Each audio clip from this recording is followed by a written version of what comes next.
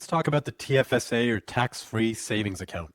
Now, if you live in Canada and you're not using your TFSA, you're really leaving money on the table. This should be a staple in your financial plan. So it stands for tax-free savings account, and that kind of makes it sound like a bank account, but it's not. I guess you could technically use it that way, but that would be wasting its potential. Really, you should think of it as a container or a bucket, and you get to decide what goes inside of it. You can do cash, GICs, bonds, stocks, ETFs, whatever, and we'll go through what to actually do to make it optimal. But the point is, the account itself isn't doing anything for you by just having money sitting in there.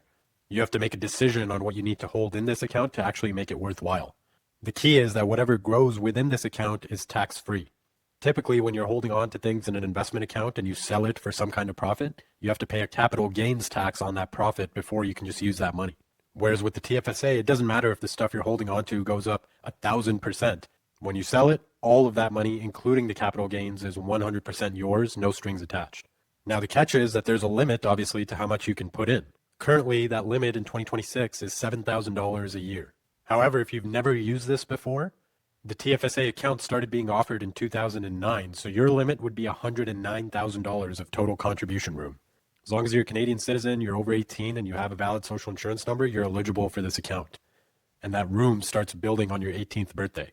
So if you've never used it before and you're like 30, today you could move in $109,000 into that account and start playing around with it. And if you have been using it and you've been maxing it out every year, again, the 2026 limit is $7,000. And when I say year, in this case, it means January 1st to December 31st, whereas the RRSP is a little bit different when it comes to the dates and the amounts for that matter. Now, in terms of where to actually make this account, most people these days will use something like Wealthsimple, which is what I personally use. I'm not affiliated with them in any way, or things like Questrade, or you can open one through your bank.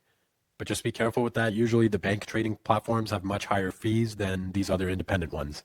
It's a pretty straightforward process. You can just go to their websites, fill in the information, and you're good to go. So we talked about how much money you can put into your account. Now let's talk about taking money out of the account. So you can basically take out that money at any time. There's no penalty, there's no tax, no questions asked, whatever. If you need $20,000 for a house payment, $5,000 for a car, whatever. Pull out that cash, do whatever you want with it. And the key is that that room comes back. So if you withdraw, let's say $10,000 this year, as of January 1st of the next year, that $10,000 gets added back to your contribution room for that year. So it's not a one-shot deal. You don't just lose it forever. But just be careful if you're going to do this, because some people will withdraw and then put money back in that same year.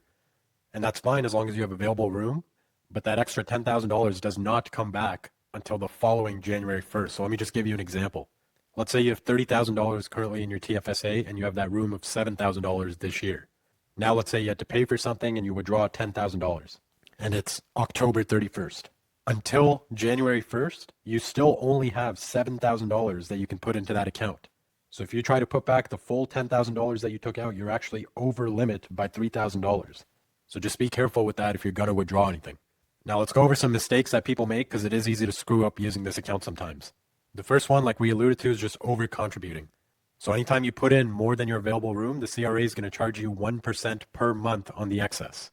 So if you put in $8,000 when your limit was $7,000 for the year, that $1,000 excess is going to be charged at 1% per month. So always check your actual CRA account and make sure to confirm how much room you actually have to contribute. The second thing is treating it like a regular savings account. If you just move money in there and forget about it, it's not actually doing anything other than technically losing value because of inflation. It's not some kind of savings bank account that has an interest rate that's going to pay you money. So this isn't investing advice, do your own research, but the idea is to put money in there that's going to grow at a higher percentage. And the more it goes, the more valuable that tax shelter. Personally, I just hold on to S&P 500 ETFs in my TFSA and I don't overthink things, just expecting a 7 to 10% return year over year. Depending on your risk profile, what your goals are, etc., you might hold on to something different.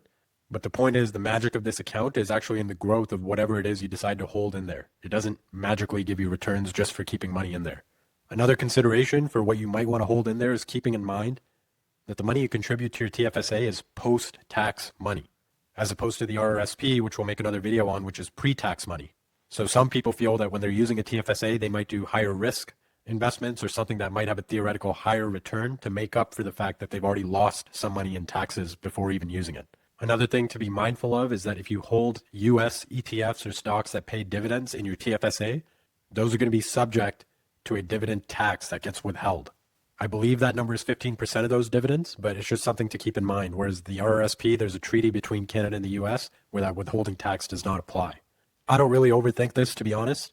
A little bit of dividend tax doesn't change my investing strategy. But what some people sometimes do is keep their US dividend paying stocks in their RRSP and Canadian dividend paying stocks in their TFSA. Now, a common question that comes up is, should I invest in my TA or my RRSP? And as I said, we'll make another video on the RRSP going in depth. But the bottom line is basically that if you're in a high tax bracket right now, you're well paid, like a physician, a lawyer, an engineer, whatever, the RRSP is going to give you a bigger immediate tax deduction. So you might want to consider using that for now. If you're earlier in your career or you're lower income or your income is variable, consider using the tax-free savings account first. You're not going to get a deduction on tax, but you're not losing much either because you're already not in a high bracket and you have more flexibility with this account. Whereas the RRSP, you have to have very specific reasons to withdraw from there earlier than retirement. But of course, the real answer, if you have enough money, if you're in that financial position, is to use both. Anytime the government gives you an option to pay less tax or use an advantageous account, you should absolutely use it if you're in a position to do so. Now, I'm not your financial advisor. Do your own research, make your own decisions. But think about what the point of the TFSA is. Again, the biggest advantage is that it's tax-free on whatever gains you make within the account. The money you're putting in is already post-tax. So ideally, to get the biggest benefit of the tax benefit is to have your highest growth assets in the TFSA. So I'll just walk you through my personal thinking to illustrate the point. So I already use my RRSP account and I'm incorporated. So there's assets being held within the corporation as well. For both of those, RRSP and corporate assets, I basically buy ETFs that I'm never going to sell. I set it and forget it.